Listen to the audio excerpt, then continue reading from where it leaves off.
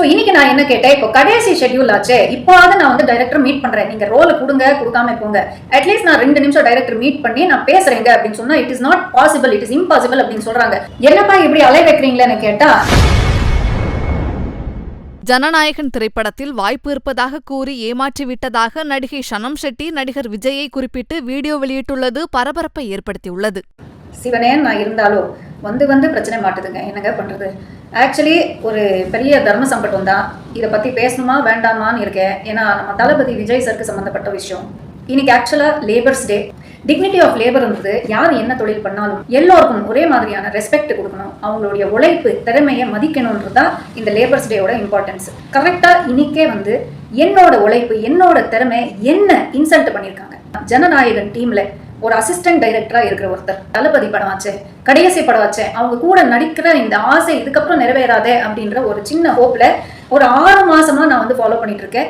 எனக்கு நிறைய known sources வந்து இவங்க நம்பர் எடுத்துக்கோங்கன்னு கேட்டு ஃபைனலா இப்போ அந்த டீம்ல கரண்டா ஒர்க் பண்ற அசிஸ்டன்ட் டைரக்டரோட நம்பர் கிடைச்சது. வாய்ப்பு இருக்குங்க, ரோல் இருக்குங்க, இதோ ஆல்மோஸ்ட் ஃபிக்ஸ் ஆயிடுச்சுங்க, இதோ ஆல்மோஸ்ட் ஓவருங்க அப்படின்ற ஸ்டேட்ல தான் இந்த வந்து கான்வர்சேஷன் போகுது.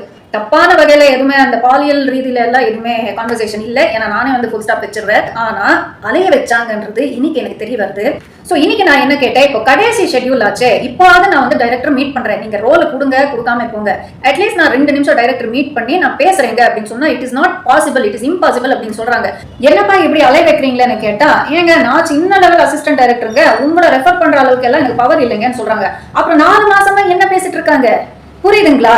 டைரக்டர் என்ன மார்ஸ்லயா இருக்காங்க, ஜூபிட்டர்லயா இருக்காங்க. நானும் கூட 15 வருஷம் இண்டஸ்ட்ரியில இருந்து லீட் ஹீரோயின் நான் நடிச்ச ஒரு ஹீரோயின் தான். என்ன உங்க படத்துல 2 ஹீரோயின்ஸ் தான் இருப்பாங்க, மாத்தி அவங்களுக்கு தான் நீங்க சான்ஸ் கொடுப்பீங்க, ஏன்னா அவங்களுக்கு மார்க்கெட் வேல்யூ இருக்கு, அந்த மார்க்கெட் வேல்யூ எங்களுக்கு இல்ல, அதனால தானே இந்த மாதிரி அலைய வைக்கிறீங்க. அதே அவங்களுக்கு இப்படி ட்ரீட் பண்றீங்களா? இல்ல இந்த பாரபட்சம் தான் எனக்கு இங்க பிரச்சனை.